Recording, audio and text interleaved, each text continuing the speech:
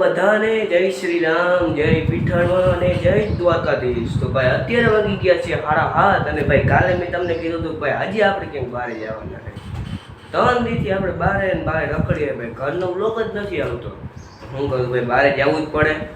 તો ભાઈ આજે આપણે બહાર જવાના હોય અને તમને દેખાડી આપણે ક્યાં જવાના। કદાચ ભાઈ 2 કે 3 દિવસ સુધી ન્યાની આપણે રહેવાનું થાય। તો ભાઈ 3 દિવસ સુધી તમારો ન્યાનો બ્લોગ આવશે, તો ભાઈ તમે ન્યાનો બ્લોગ જોજો। ભાઈ બસ છે આપણે 7:45ની, તો ભાઈ હમણાં આપણે નીકળી અને પછી ભાઈ તમને રસ્તામાં તમને દેખાડી। અત્યારે આપણે પૂછીએ આપણે નાના ઘરે અને કાલાવડ ભાઈ આપણે નાના ઘર છે ભાઈ। હજી 2-3 દિવસ ભાઈ વેકેશન કરવા છે, કેમ કે ભાઈ વેકેશન હતું, મેં તમને કીધું હતું ભાઈ વેકેશનમાં કંઈ હોવે નહીં, એટલે ભાઈ અહીં કાલાવડ આવ્યો હું। તો ભાઈ હજી 2-3 દી તમને ભાઈ કાલાવડના બ્લોગ જોવા મળીએ, તો ભાઈ કાલાવડના બ્લોગ તમે જોતા રહેજો। અત્યારે વાગી ગયા છે જોવા દો 12। અત્યારે આપણે ખાવા બેસી ગયા એટલે ભાઈ બેસવાના બેઠા નથી। તો ભાઈ અત્યારે વાગી ગયા 12:30 ને ભાઈ ખાઈ લીધું એને ઊભા થઈ ગયા હોય અને ભાઈ હાવ શાંતિથી બેઠા હોય। અહીં હાવ દેખાડો ઉતારો કેમ જોતા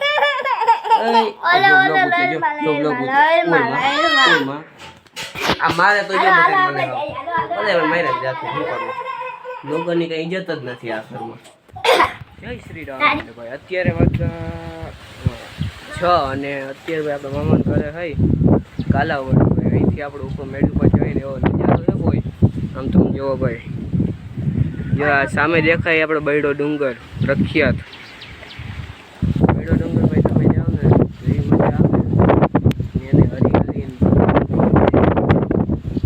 અહીંથી આપણે સામ દેખાય અહીં ડુંગર ને કાલાવડથી હાવ નજીક છે બૈડો ડુંગર, 5 થી 10 કિલોમીટર માન થતું હોય। તો ભાઈ તમે કોઈ દીક આવો તો ભાઈ આવજો આ બાજુ ભાઈ। બૈડો ડુંગર જોવાની મજા આવે અને અહીં સિંહ ને એવું બધું પણ છે, તો ભાઈ જોવાની ફૂલ મજા આવે। તો ભાઈ આવો તેથી અહીંનું તમે મુલાકાત લો।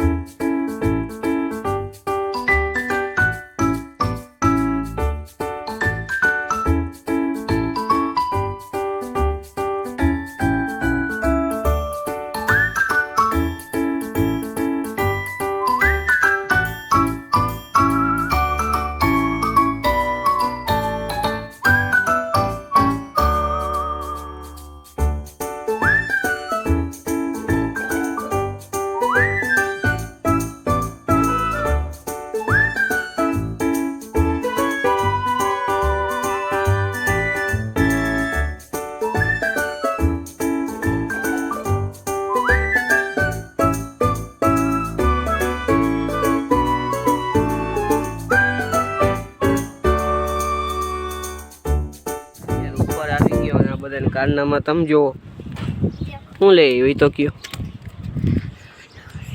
શું છે ઉલ્લુ બનાયા। ઓય આ તો ઓલું ભાઈ, આમાં બધાને ને કોકને પ્રેન્ક કરવો હોય તો આમાં થઈ જાય। આમાં જો આમ જો લાવ આને લાલ લાલ લાગે, જો આવા લાલ કલરના હોય ને પ્રેન્ક થઈ જાય। જો કોકને એમ લાગે લોહી નીકળે હોય, આવું બધું ને કરતા હોય। મને હમણાં કહે કે લોહી નીકળે જોઈને થતો એ કે આવું બધું હતું। આ બધું એને આવું મને એને મામું મળે, શું કરું ભાઈ? આવું હોય જોજો, આ જોજો હમણાં જોજો હાથમાં આમ લાગી જાય, બધાને એમ જ લાગે ભાઈ લોહી નીકળ્યા। આ જોવો જોઈએ આમ બધાને એમ જ લાગે લોહી નીકળ્યા। હા ભાઈ હોય, આને શું કહેવાય ખબર નહીં કે લ્યો ભાઈ કોમેન્ટ કરો ભાઈ આને શું કહેવાય? હા મને ખબર નથી, કોમેન્ટ કરજો। મને યાદ હતું પણ હમણાં જ ભૂલાઈ ગયું।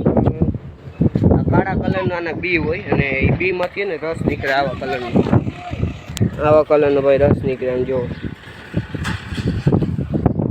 ભાઈ કોઈ નહીં તો આવો નવો પાકો કલર એમને રહી જાય, એવો કલર થઈ જાય। એને ગીર અભયારણ્ય અને જુનાગઢ પછી નામ હતું ગીર અભયારણ્ય। અહીંયા વાઘ ને દીપડા ને બધા અહીંયા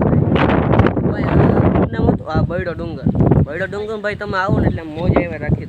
તમે એકવાર આવજો અહીંયા, અહીં ભાઈ એવી સુંદરતા છે જો રાખો હરિયાળી એવી છે અને ભાઈ અહીં અભયારણ્ય છે અહીં તમને સિંહ દીપડા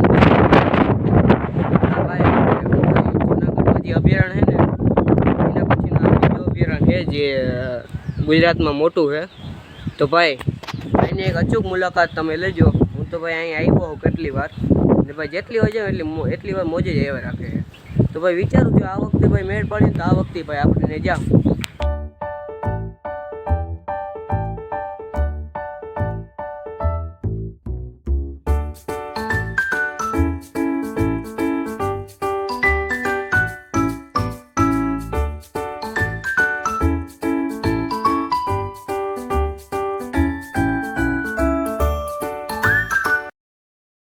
અત્યારે આપણે આવી ગયા આપણા મામાના દુકાને. એટલે ભાઈ આપણે નાનાને રામ મામાની દુકાને ઠંડા પીણાની ને ખાવાની. તો ભાઈ અહીંયા આવો તો ભાઈ આપણી દુકાને આવજો. બધી વસ્તુ તમને ખાવા પીવાની જડી જાય. પડીકા ઠંડુ પીણું તમે જે માંગો એ જડીએ નહીં જડે જડજે ને. તો ભાઈ અહીં આવો ને કાલાવડ તો અહીં આવજો ભાઈ મારા મામાની દુકાને.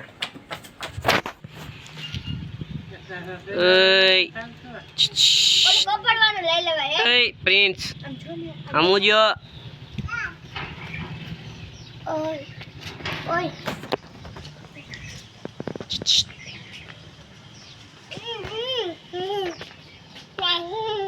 રામ રામ કર દે. રામ રામ રામ રામ. આમ તાતા કર તાતા.